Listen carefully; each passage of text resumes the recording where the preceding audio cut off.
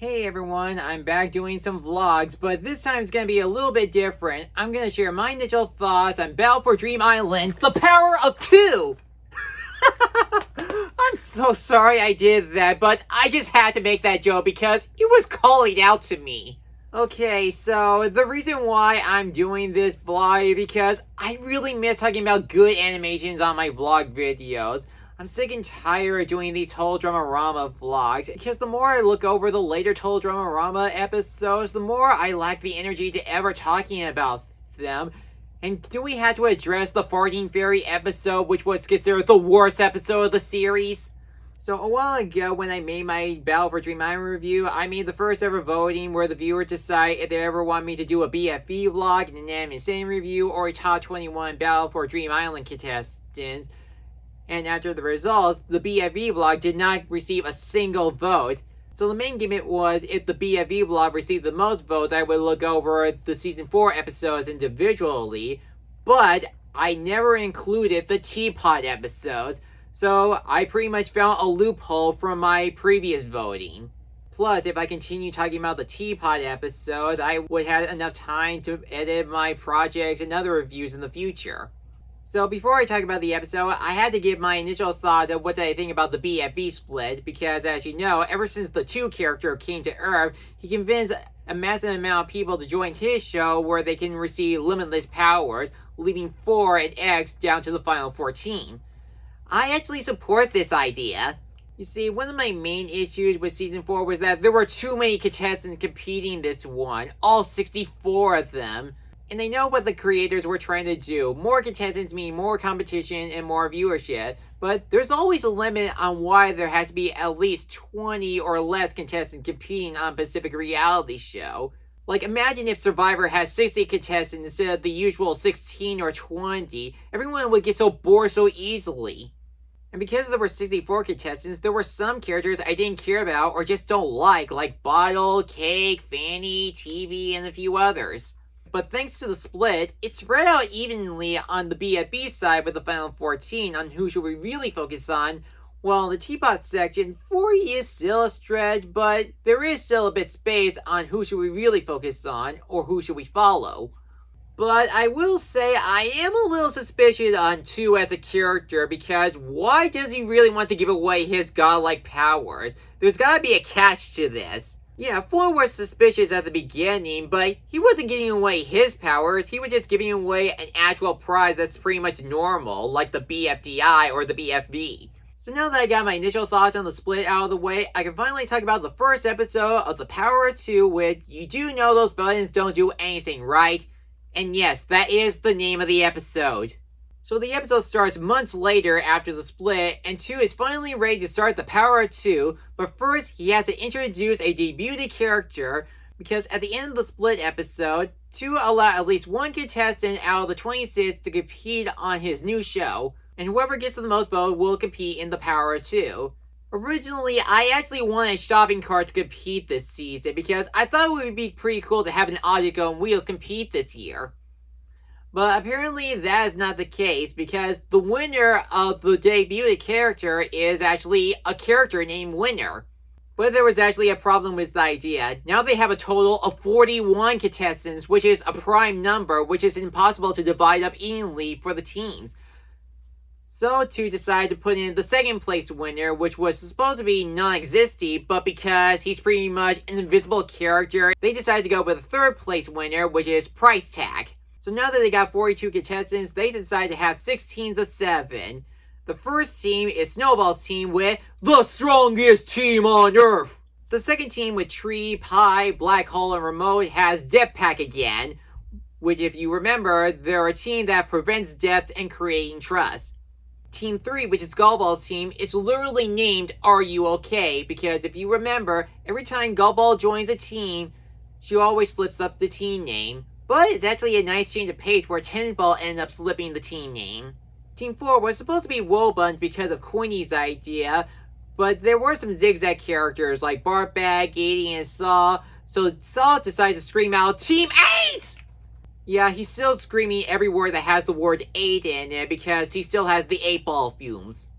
Team number 5 was originally the winners, but winner didn't want his name in the team name, so they just go with the S.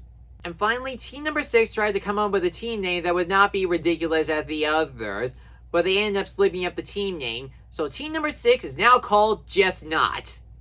The first competition to have all their team members to reach to the top of the building. They're not allowed to go back down to retrieve the others. The last team to arrive will be up for elimination. I'm not going to give away which team ended up losing the first competition because I want the viewers to see for themselves if they haven't seen the show yet. So this episode really succeeded as a season premiere. I really like the competition and the new characters in the show. I guess I'll start off with the winner of the debuted competition, which is Winner. I actually like Winner than Loser in this one. Loser as a character was fine for what he is since he's established that he's a celebrity, but he's pretty much overrated because he's always in the spotlight. He always wants the attention and his fans. Now, the reason why I like Winner, and I'm not saying that because of their name, it's just because they actually have a backstory on why they are considered a celebrity as Loser. Clock established that Loser and Winner used to be a duo. They do things together, but Loser decided to go solo and have his time in the spotlight, while Winner just faded into obscurity. The best part about Winner is that they're not interested to be in the spotlight that much. Because whenever I think of a Winner as a character, I just presume they're the kind that always wants the attention and be in the spotlight, but I never imagined the kind that would be this shy. It is a little weird that Winner eats through their side or even their butt, even though they have a mouth, but it is pretty cool that their arm is super strong. The second debut contestant, Price Tag, I really like them as well. Yeah, it's a little weird that Non-Existy is not competing this season, even though he was in second place. But what are you supposed to do with a character that's pretty much just air? The only way I can see Non-Existy work as a contestant is if he has the personality of Black Hole, you know, acting normal or something like that. But I really like how they use emoticons on Price Tag to express how they feel. Plus, there are some characters that are getting a little bit more developed than they ever did with BFV, and that's because of the interactions with the new characters. Like, we see Clock expressing how much of a fanboy he is over Winner, yet everyone now just doesn't care about Winner as a celebrity as they did with Loser. Even Natalie has some character growth where she interacts with Price Tag and they're now considered friends. And she even kicks Snowball to show him who's boss because Snowball always insults characters that are pretty much armless. Now, with the animation on Teapot, it's really wonderful. This is definitely up to a next level, even though it's pretty much the same animation style as Season 4. The best example is with the intro. I mean, when you see that intro, just look at it. It's actually amazing. It looks like something out of an anime series.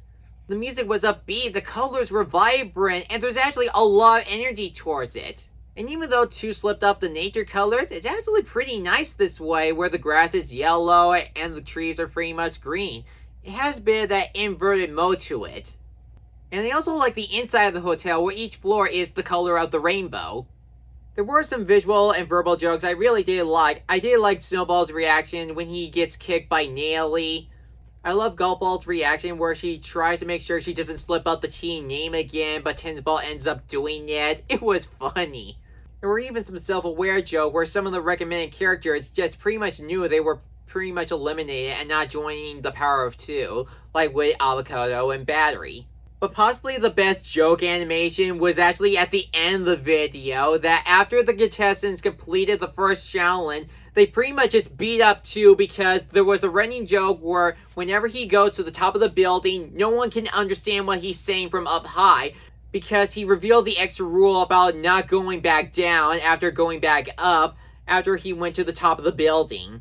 And we see the contestants beating and smacking him down, and we never see 2 use his godlike powers to counterattack them or freeze everything.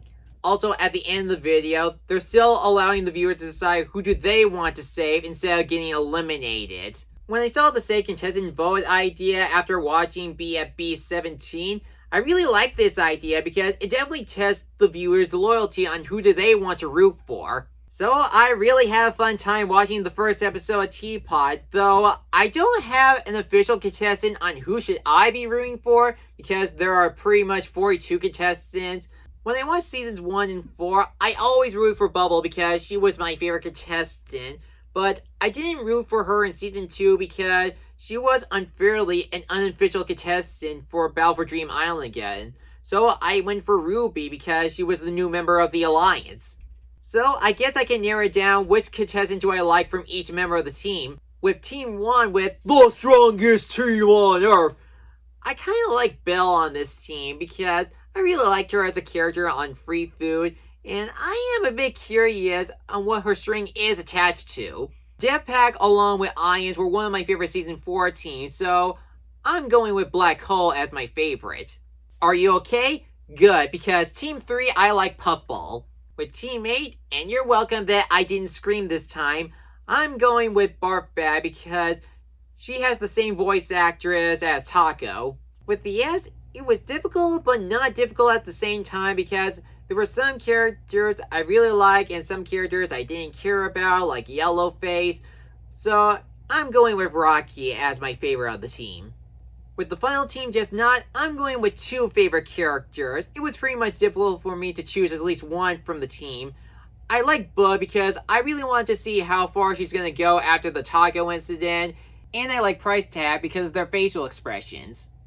I know there are other details I missed out, like the ending of the entire video, but I pretty much made my point. The first episode of Teapot does succeed as a season premiere online. So if you're a Battle for Dream Island fan and you haven't seen Teapot yet, or if you're a non-fan of Battle for Dream Island, I still say check it out.